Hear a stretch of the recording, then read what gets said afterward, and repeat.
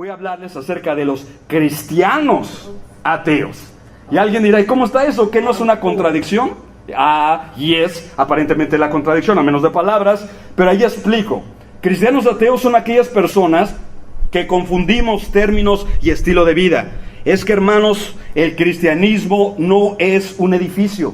Este edificio no es cristianismo. Una preciosa parroquia en Roma, donde usted quiera levantar una con oro, sin oro, con madera, con preciosos metales, eso no es cristianismo.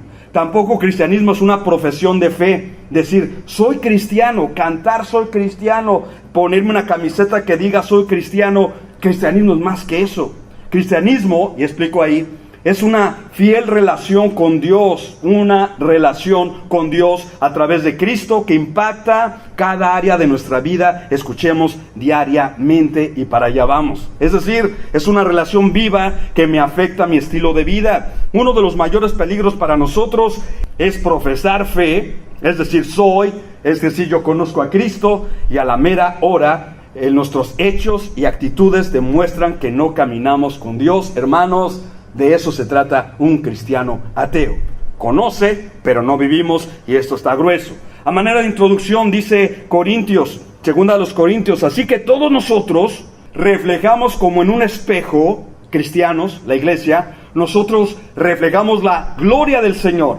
Somos transformados, aquí está el elemento clave. Somos transformados, quiere decir, estamos siendo transformados a su semejanza con más y más gloria por la acción del Señor, que es el Espíritu, y es el Espíritu Santo. ¿Qué significa ese versículo? Hermanos, en pocas palabras, ese versículo nos dice que ya no somos lo que fuimos en el pasado. Si tú y yo todavía seguimos siendo los mismos borrachos, maledicientes, inmorales, chismosos, etcétera, no estamos siendo transformados. Pero te voy a ser honesto, yo ya no soy lo que era en el pasado, pero a la misma vez todavía no soy lo que debo de hacer o de ser en Cristo totalmente.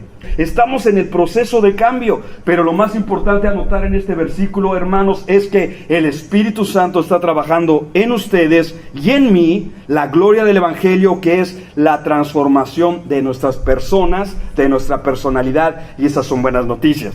El problema, si la meta de Dios es transformarte y transformarme, existe un problema, y ese problema es que a veces no todos estamos dispuestos a ser transformados. Les dije en la clase pasada, hay gente que me dice, es que Dios no ha podido quitarme esto, es que Dios no me puede quitar lo chismoso, lo chillón, lo pornógrafo, lo mujeriego, Dios no me lo ha podido quitar, y eso es una fantasía, eso está mal dicho. No es que Dios no pueda quitarnos, es que nosotros no hemos querido renunciar a esos pecados. ¿Me explico lo que estoy diciendo? Ahora, mira, el problema está en Santiago 1:23. Dice, el que escucha la palabra, en el internet, en vivo, leyendo la Biblia, que te lo lean.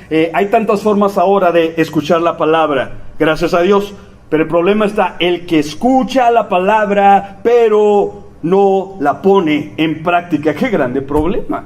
¡Qué grande problema! Dios no puede obrar, por favor paremos atención a este principio. Hermanitos, que conocemos el poder de Dios, que conocemos la Escritura, un recordatorio.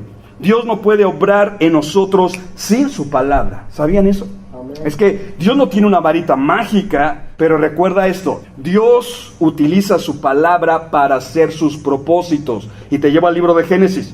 Y dijo Dios, sea la luz, y fue la luz. Dios habla la palabra, Dios trabaja con su palabra, y por lo tanto es de vital importancia para nosotros el estar conectados con su palabra. No hay varitas mágicas, no hay polvos mágicos. Lo único que nos puede transformar es la cercanía que tengamos a la palabra de Dios. Cristo pone el mismo dedo en el mismo problema cuando dijo, pero todo el que me oye estas palabras y no las pone en práctica, otra vez mismo problema. Fuiste a la campaña, fui a la campaña, fui a la iglesia, escuché el sermón, ¡qué lindo! 50% del trabajo fue dado. Pero aquí Cristo dice, ya escuchaste, pero hay ciertos individuos que no ponen en práctica. Jesucristo advierte y denuncia lo que está pasando aquí. Y nos explica, es como un hombre insensato, caramba. La versión en inglés dice, fool, que significa tonto. Un hombre sin, en mi tierra, en mi patria decimos sonso. ¿Entendemos la expresión esa? Cristo utilizó una palabra un tanto fuerte, pero no lo hizo por insultar, sino para abrirnos los ojos. Un hombre insensato vino y construyó su casa sobre la arena. Una de las últimas veces que fui a la playa con mis hijas, hermanos, allá en Veracruz, me di cuenta de algo cuando vi la arena. Mire, la arena cuando está mojada, cuando ha pasado una ola del mar y luego se aparta, si tú agarras esa arena y caminas sobre esa arena, da la apariencia de ser sólida. De tal manera que agarrábamos arena y hacíamos castillos de arena, obviamente, porque la arena con el agua, en cierta combinación, aparentemente es sólida. Caminas y te sostiene muy bien. Entonces viene este hombre tonto, sonso, ignorante, y aparentemente seguía por las apariencias. Dijo, ¿para qué cavo? ¿Para qué me esfuerzo mucho? Aquí voy a hacer mi casa, aquí voy a levantar todo este edificio. Construye, sí trabajó, no era del todo flojo, era sonso pero no flojo. Construyó sobre la arena. Entendamos esto. No necesito, esto tipifica a aquellas personas que a veces decimos, no necesito instrucciones. Es mi vida, es muy mi vida. ¿Te han dicho esas palabras alguna vez? Al compadre, al amigo, a veces a los hijos. Como pastores escuchamos mucho ese rollo. Pero brother, mira, calla. No. Es muy mi vida. Yo sé lo que estoy haciendo. Ok, no nos metamos más en problemas. El hombre vive en el engaño de la arena, repito, y ahí está una ilustración. Eso significa una vida sin el gobierno de Dios, que está de moda eso en algunas gentes. Es mi vida, es mi cohete, es mi rollo. La arena en este caso está húmeda. Y otra vez repito, pareciera que está consistente, resistente. Pero la verdad, tú y yo lo sabemos, hermanos.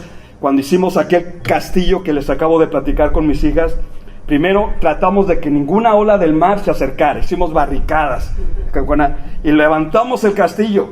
Pero a medida que la marea estaba subiendo, hermanos, y veíamos que, es el fin de nuestra obra de arte, llegó la ola y 2 o 3 olas barrieron totalmente con el castillo, que nos llevó a nosotros en esta ocasión 1 o 2 horas en construirlo. Ahora, pero esta persona de la ilustración en Cristo no era un castillo de arena la que fundamentó. Era su casa, era su patrimonio, compadre. Y todo lo fundamentó o lo fundó sobre la arena. Dice el 27, vino la lluvia. Mira cómo lo dijo el Señor Jesucristo. No si va a venir, no. Él lo dio por sentado. Hermanos, iglesia, que han levantado casas, va a llegar lluvia tarde o temprano. Los ríos van a crecer. Pregúntale a los hermanos en Houston. Pero aquí Cristo dice, viene lluvia o vendrá lluvia, crecerán los ríos, soplarán los vientos, azotarán contra aquella casa, y es lo que ha pasado. En este caso, el hombre de la historia, esta casa se derrumbó y grande fue su ruina. Y esa es la realidad de la historia. Para todos los que estamos aquí, por favor, la fe cristiana no significa que cuando tú y yo creemos en Cristo, estamos en un castillito donde somos intocables. Escucha lo que digo y cómo lo digo. Donde ni la tristeza, ni las adversidades, ni la enfermedad, ni la persecución nos va a tocar. Ese cristianismo no existe en la Biblia.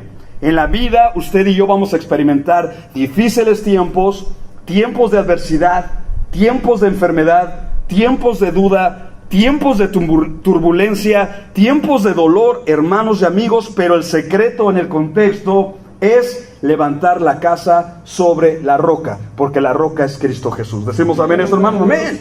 Si estás siendo golpeado, no te sorprendas. Nosotros estamos siendo golpeados también en muchas áreas, en muchas cosas. Pero si tu vida está en la arena, no resistes. Pero si nuestra vida está en la roca, esa es otra historia. Y damos gloria a Dios por esa enseñanza. Ahora bien, regresemos a esto.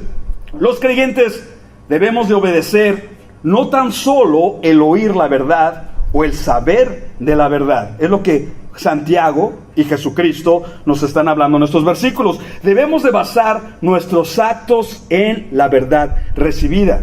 El que escucha la palabra pero no la pone en práctica, esto llega a un caso crónico. Escucha, iglesia, ¿cómo lo digo? Podemos desarrollar la actitud o la enfermedad de tener cultitis crónica. ¿Qué es eso? Pues nos acostumbramos a culto tras culto tras culto, canto, aplauso, lenguaje cristiano, escuchamos la palabra, recibimos, imagínate si venimos a la iglesia 52 domingos al año, 52 sermones, eso es lindo, pero si no la ponemos por práctica, es como el que se mira o como el que mira su rostro en un espejo. Ahora, hermanos, vamos a hablar de algo interesante. ¿Cuántos de ustedes tienen espejos en casa? Todos. ¿Por qué? Porque son necesarios. No estoy hablando de vanidad, ¿ok? Por favor, si quieres que hablemos de vanidad, no estoy hablando de que se levante el hombre o la mujer y todos los días, a cada instante se está viendo en el espejo, como el complejo de Edipo, una historia de los griegos, que había un hombre que se levantó y en el río vio su propio rostro y el ingrato se enamoró del mismo. Ay, qué guapón es ese, ¿de dónde se metió? ¿Quién será? Y era el mismo. Eso es el complejo de Edipo. No estoy hablando de eso. Estoy hablando del espejo como una necesidad. Es decir, en Santiago dice, aquel que escucha y no hace, es como un hombre que mira su rostro en el espejo. ¿Qué es lo que quiere dar a entender? Está diciendo que los espejos son necesarios, especialmente como instrumentos de aseo personal. La enseñanza es interesante y veamos la aplicación. Una persona normal, repítoles, no del complejo de Edipo, sino normal, nos miramos al espejo con la intención de hacer algo. ¿Por qué te ves en el espejo en la mañana? Aquí está la aplicación. No se trata de admirar a la imagen, aquí está Santo Edgar, ¿sí me explico? O Santa tú, no. Se trata de hacer algo. Cuando te ves o me veo al espejo, nos vemos al espejo para peinarnos, para afeitarnos, para limpiarnos, para etcétera, etcétera, cosas positivas. ¿Decimos amén?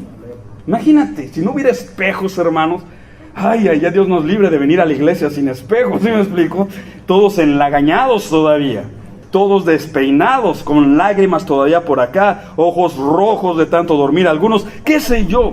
Se trata de hacer algo, dice el versículo 24, y después de mirarse, se va y se olvida enseguida de cómo es. Aplicación. Si ese hombre que se ha visto en el espejo no toma acción en corregir los desarreglos o suciedades del rostro, interesante, entonces ha sido inútil el tiempo empleado para mirarse en el espejo, pues no hizo nada más en corregir lo deficiente. Hermanos, qué vergüenza es cuando venimos a la iglesia con lagañas. ¿Sí me explico? Todos despeinados, todos desalineados. ¿Por qué? Porque nos vimos en el espejo y no hicimos algo extra, no nos arreglamos, no nos aseamos. Y esto es la lección que nos está dando aquí. Lo mismo sucede con la palabra de Dios. Escuchemos y escuchemos con atención. Este siervo, y todos los que estamos aquí creo, al momento de tener contacto con la palabra de Dios, para Oreja Edgar y paremos Oreja Misión Vida, necesitamos cambios en nuestro carácter. ¿Cuántos dicen amén todavía? Amén. Bueno, por ejemplo, cuando estoy leyendo la Biblia dice, airaos pero no pequéis. ¡Uy, eso me pega! Me está diciendo la Biblia, Edgar, necesitas dejar de ser pitufo gruñón.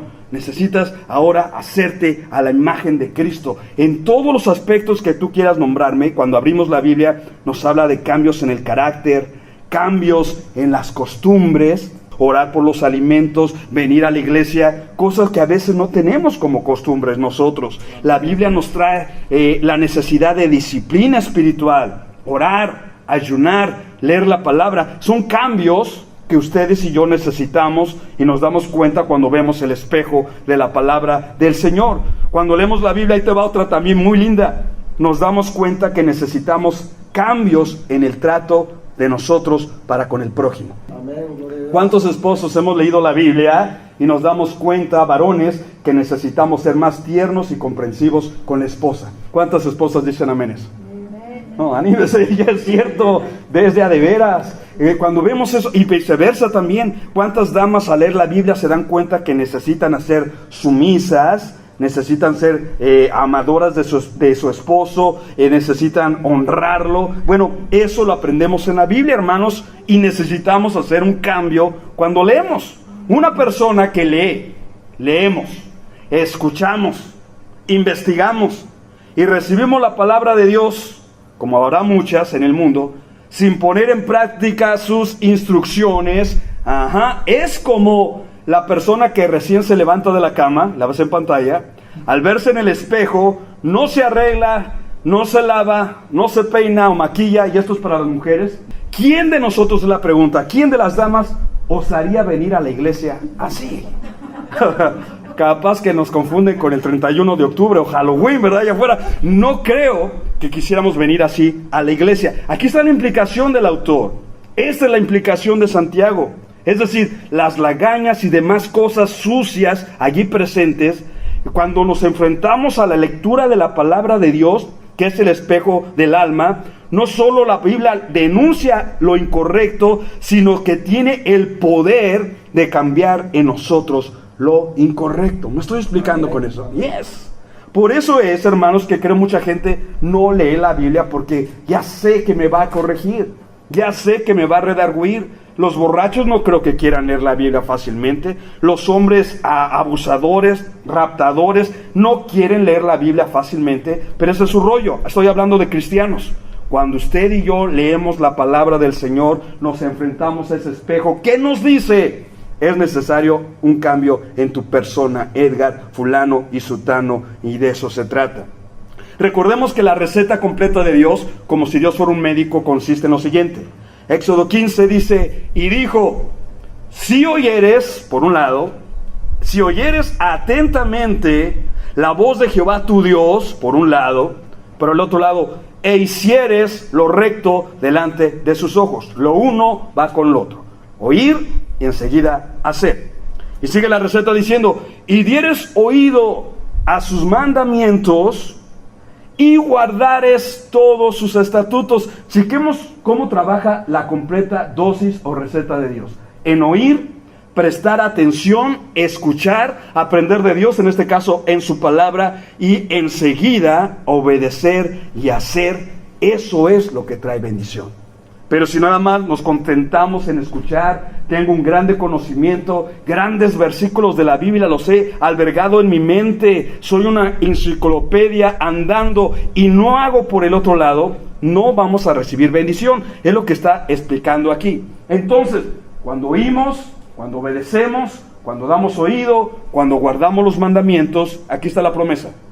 Ninguna enfermedad de las que envié, ninguna plaga, en pocas palabras, de la que envié a Faraón, a los egipcios, yo te voy a enviar a ti, porque aquí hay una promesa tremenda. Yo soy Jehová tu sanador. Decimos amén, hermanos, amén. Y cuando vamos a la Biblia, descubrimos que Jehová no solamente es sanador, Él es proveedor, Él es nuestra paz, Él es nuestro estandarte en tiempo de guerra, Él es el Dios que nos ve, Él es el Dios que nos sana, que nos anima, Él es el Dios que es suficiente para todos nosotros. El secreto no es secreto mágico, es un principio. Oye, yes, pon atención, yeah, pero a la misma manera obedece las instrucciones del Señor. Dice, por esa misma razón Santiago nos continúa explicando, 25, pero quien se fija atentamente, este es el problema de muchos de nosotros, hermanos, cuando estudiamos la Biblia. Leemos superficialmente, leemos rápido, leemos con la mente distraída en las novelas, en la televisión, en los chiquillos, y así no podemos aprender mucho. Pero aquí se nos explica, cuando se lee o cuando se fija atentamente, me voy a concentrar en lo que Dios dice en su palabra, voy a devorar estos versículos, los voy a aplicar, de eso se trata, cuando leemos atentamente en la ley perfecta que da libertad. Explícoles. Santiago está hablándole a los judíos, y los judíos estaban atados a la ley de Moisés. Pero aquí el autor está diciendo, no, con todo respeto, la ley de Moisés no da libertad, la ley de Moisés nos esclaviza al pecado, es la denuncia del pecado. La ley de Moisés testifica que viene un Salvador, y el Salvador es Cristo Jesús, y en Cristo Jesús se nos da el Evangelio, con todos sus preceptos y enseñanzas. El Evangelio es el único medio, paremos oreja, iglesia, hermanos estudiantes de la vida. El Evangelio, no la religión. El Evangelio, no la iglesia. El Evangelio, no la filosofía y mandamientos de hombres. El Evangelio es el único medio diseñado por Dios que es capaz de darnos libertad del pecado, del alma, del enemigo, de los demonios, de la conciencia. El Evangelio es el único medio que nos da libertad. Entonces, comparemos lo que está diciendo aquí. debemos, cada vez que estudiamos la Biblia, cada vez que leemos devocionales, leemos capítulo por capítulo, etcétera, debemos de comparar nuestras vidas a la luz de los preceptos del Evangelio. No se trata de poner la atención a la tradición de los hombres, repítoles, a lo que dice el pastor Edgar, que eso por mi cuenta no sirve, mis pensamientos no te cambian porque no me cambian a mí. No se trata de poner la atención, repítoles, en la ley de Moisés, que encerró todo bajo pecado, sino se trata simplemente de escuchar y seguir las instrucciones del Evangelio. Romanos, Pablo explica, mira cómo trabaja esto. Pues, por medio de Cristo, esta es una nota de victoria, no Moisés, no los profetas, un personaje, por medio de Cristo, por medio de Él, la ley del Espíritu de vida me ha librado de la ley del pecado y de la muerte. La ley del pecado y de la muerte tiene atado a muchos judíos todavía que tratan de guardar la ley de Moisés. Ya lo vimos en el estudio al libro de los Gálatas. Se esfuerzan por obtener justicia en base a la circuncisión, al sábado y a lo que ellos pueden realizar. Y eso es imposible. Pablo aquí dice y explica, la ley del pecado y de la muerte nos esclavizaba. Pero cuando somos creyentes en Cristo Jesús, hermanos, la ley del Espíritu trabaja en nosotros y somos libres. Amén. Para oreja lo que digo. ¿Y cómo dice la Biblia? Libres. El pecado, amén. Ya no hay más condenación a los que están en Cristo Jesús. Romanos 8:1, aquí está el versículo anterior. Somos libres del poder de la muerte, libres del poder del diablo, libres del poder de la condenación. Somos libres para seguir a Cristo de una manera libre y de eso se trata. Vamos aterrizando. Santiago dice en el 25, pero quien se fija atentamente en la perfecta ley que da libertad y además persevera en ella, no olvidando lo que ha oído, sino haciéndolo, recibirá entonces bendición al practicarla. Hermanos, ya estamos aterrizando estas breves palabras de comentario. Ya somos libres, amén. Pero la Escritura dice, segunda parte del versículo, ahora tenemos que perseverar. Ahora tenemos que no trabajar mi salvación, no esa es la enseñanza, sino trabajar en mi salvación. En lo que a mí se refiere, tengo que hacer los cambios que la Biblia me dice que tengo que hacer. Hagamos esto práctico. Aquellos que todavía se nos salen mal las palabras, y nadie dijo amén, o ouch, sí, pero vamos a decirlo en general, tenemos que romper eso de una vez y para siempre. Aquellos que todavía andamos ahí coqueteando con el pecado en la televisión, en el internet o en el teléfono, viendo cosas indebidas, la Biblia te dice y me dice aquí, eso tiene que morir de una vez y para siempre. ¿Decimos amén a eso? Amén. Escuchamos, practicamos, perseveramos y recibimos de esa manera la bendición de Dios. Dios no tiene varitas mágicas, polvo mágico que va a derramar sobre nosotros y vamos a cambiar de manera automática. No, señores. Dios da el mandamiento, nos da el entendimiento y requiere de nosotros, de ustedes y de mí, un cambio. Ahí dejé las caguamas, no la vuelvo a levantar, dejé la droga, el speed, la marihuana, la revista sucia, no la vuelvo a levantar porque la Biblia me da testimonio que tengo que ser distinto. Y decimos amén a eso, hermanos, amén. Este es un cristiano, no un cristiano ateo, separado de Dios en acción. Es un cristiano. Y Santiago por último nos va a dar evidencias de un cambio. Evidencia número 1. Y va a decir, a ver, cristianos, Misión Vida, Edgar, a ver realmente si has cambiado y te portas o actúas como dice la palabra del Señor. Y nos da la primera evidencia en nuestras conversaciones o pláticas. Versículo 26. Si alguien se cree religioso, siervo de Dios, temeroso de Dios, nacido de nuevo como decimos, y no lo dudo, la mayoría o todos somos así, pero aquí está la prueba. Si alguien se cree religioso, pero no le pone freno, palabra clave, freno a su lengua. Pues ¿qué somos, caballos, burros o mulas o qué se trata? Porque a ellos les ponían los frenos aquí. Es una palabra extrema, obviamente supermente extrema, porque eso se le pone a los caballos, lo vuelvo a decir, a las bestias de carga. Mas sin embargo, hermanos, en la lengua, un elemento tan pequeño en el cuerpo hace y produce grandes males. No sé si ya se dieron cuenta de eso en la Biblia y en la vida real. A veces decimos cosas que no debimos haber dicho. Y ahorita doy ejemplo de ello. Si no refrenamos la lengua, se engaña a sí mismo y su religión no sirve para nada. Es un cristiano ateo, en pocas palabras. Hablando de la lengua, que aquí nos ejemplifica. Mire, tan chiquita la lengua, pero con la lengua se miente. Ouch. No necesito ir muy profundo porque todos los que estamos aquí hemos dicho mentiras. Chiquitas, grandotas, amarillas, blancas, como se llamen, son mentiras, amigos y hermanos. El problema es si seguimos diciendo mentiras. Ese es un grande problema. La lengua tan pequeña exagera las cosas. ¿Sí me explico? Nos damos crédito de muchas cosas. Prediqué a 10,000 en una sola noche y tanta cosa. Y no es cierto, a veces ni predicamos la palabra. Pero ¿qué cosas? La lengua exagera, la lengua critica, la lengua chismea, la lengua maldice y chantajea a otras personas con la lengua. Eres un pi. Y el domingo, cuán bello es el Señor. ¿Sí me explico? Y la lengua. ¿Qué es lo que va a pasar aquí? La Biblia nos empieza a decir, entonces la aplicación es esta. A través del Evangelio, las instrucciones del Evangelio, se pone en orden a cualquier lengüilla escurridiza.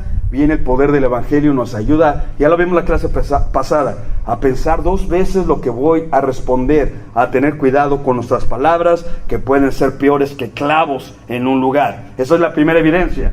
Tengamos control sobre la lengua. Estamos peleando, démonos un break, pero no hieramos más con el poder de las palabras. Evidencia número 2 de un cambio. Dice el versículo 27, la religión pura, la fe, en otras palabras, la devoción a Dios pura y sin mancha delante de Dios mismo, nuestro Padre, es esta: atender. Tu versión 60 dice visitar, pero esta versión hace más sentido, porque tú puedes visitar una persona en necesidad y pues ya la fui a visitar, y esa no es la idea. La idea es atender, ayudar a los huérfanos y a las viudas en sus aflicciones. ¿Qué significa eso, hermanos? Los cristianos debemos ser gente que estamos dispuesta a ayudar a los necesitados y desamparados. ¿Decimos amén? Amén. Huérfanos, ancianos, gente desvalida. No estamos esperando que un día nos paguen el favor que les dimos, sino estamos simplemente esperando la oportunidad de ayudar y de bendecir a alguien. Y tú y yo podemos hacerlo. A un anciano, a una viuda que no tiene sostén, lo vemos en el contexto de la Biblia, y de eso se trata. Hagamos, visitemos, seamos los brazos de Dios, las manos de Dios, ayudando a aquellos que nunca te van a repagar o nunca me van a repagar. Dice la Biblia, y esto es lo más cortante: la verdadera religión, fe, devoción a Dios es guardarse o conservarse limpio de la corrupción del mundo. Y esto cuesta mucho, hermanos. Pero esta es la verdadera llamada de Dios para contigo y para conmigo. Dios nos quiere limpios del mundo, de lo que los paganos están contaminando, ensuciando ahorita y en todo tiempo. Cristo dice, la iglesia debe de ser limpia de todo ello. Nuestra conversación, nuestros pensamientos, lo que nosotros accesamos, lo que nosotros decimos, hermanos, debemos estar limpios de eso. Y es lo que aquí la Biblia, terminamos el capítulo 1, nos está enseñando con toda claridad, hermanos. Oigamos este mensaje, amén, pero practiquémoslos. Vayamos de regreso a casa, al trabajo, con los amigos, con el compadre, pero vayamos limpios, no por nuestros méritos, sino por lo que Jesucristo y su palabra hacen en nosotros. Y yo digo, amén.